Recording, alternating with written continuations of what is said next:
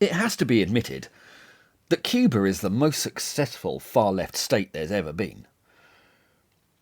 An island nation that produced the Buena Vista Social Club cannot be compared to the prison camps of Russia, China, Cambodia and North Korea, or the horrors of Angola, Ethiopia and so many others.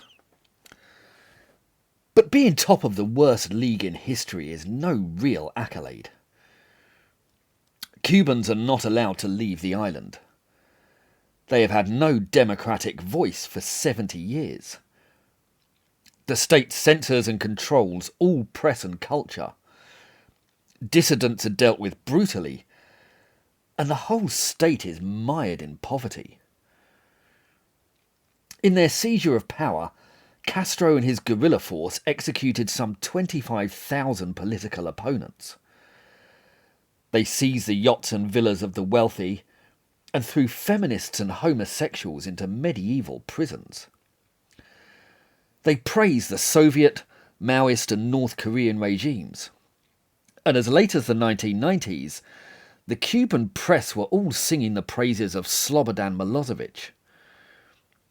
We're not talking about a democratic utopia then. But as we've seen throughout this series, reality has no impact on ardent socialists.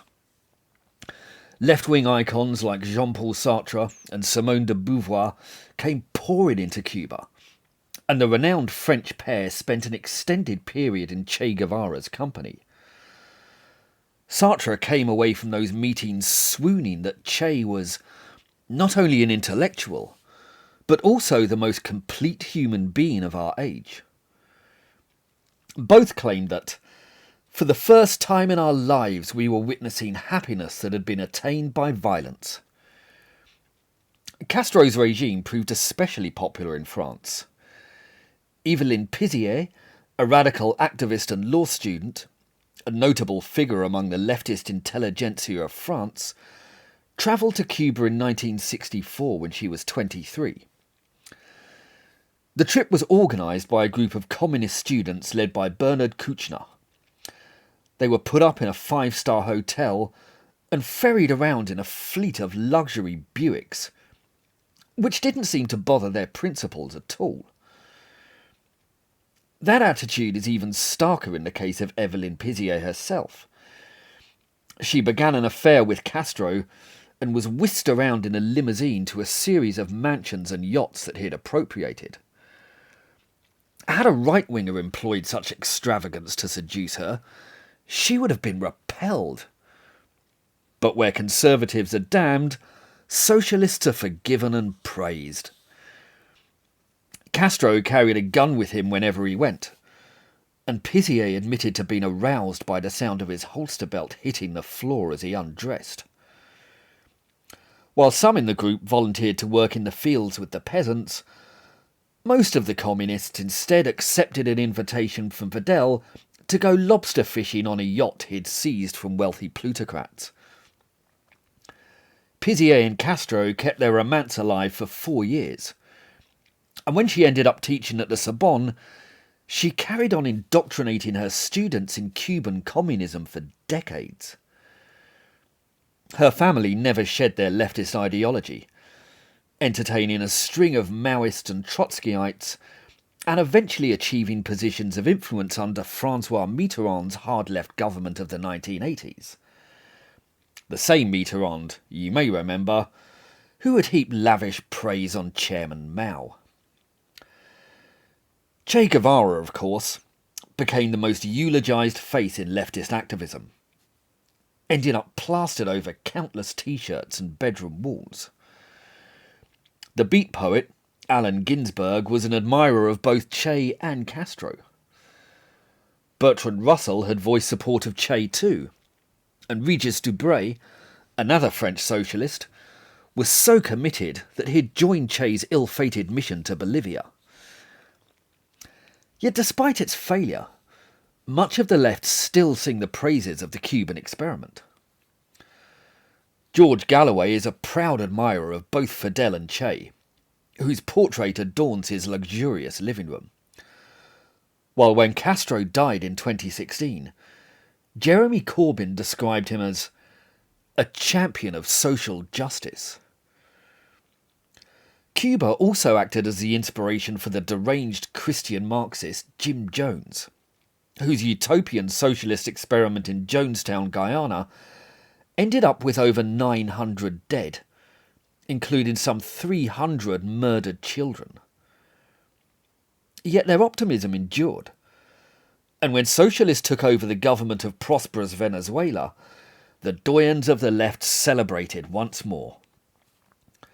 Sean Penn, Susan Sarandon, Danny Glover, Michael Moore, Naomi Campbell, and Harry Belafonte all gave emotive support from Hollywood. And John Pilger penned a number of articles in support of the regime.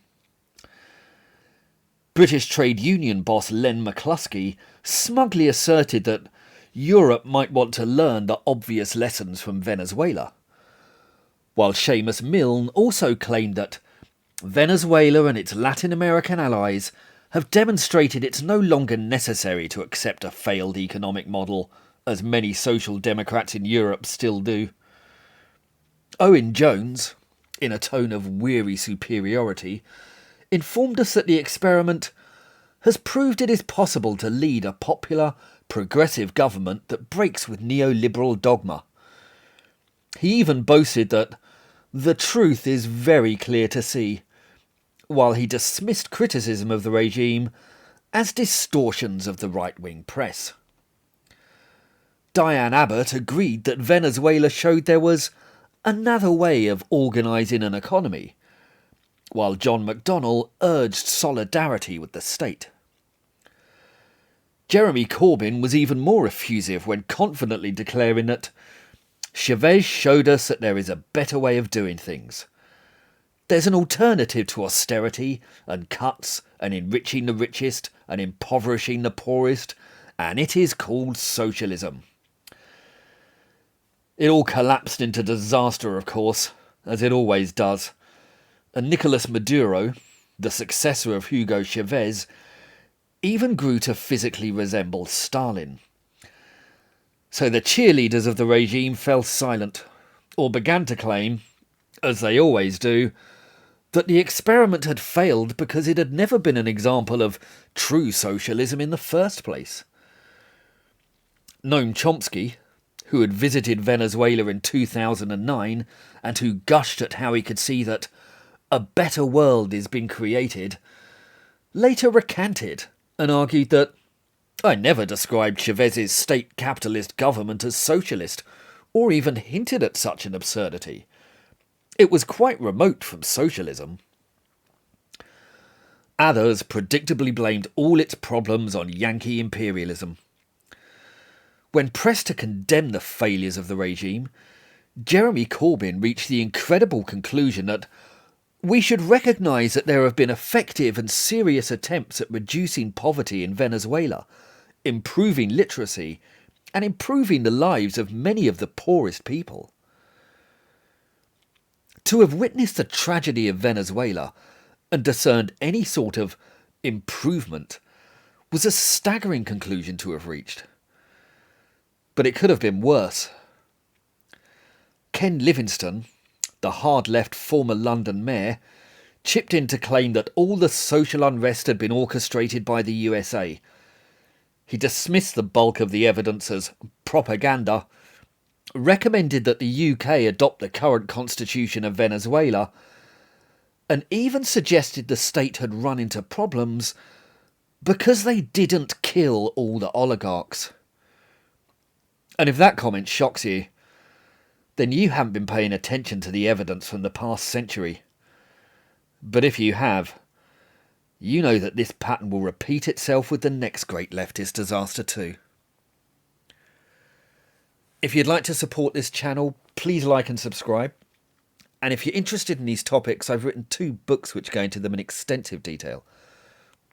They're called The Tyranny of the Left, and they're available on the links below.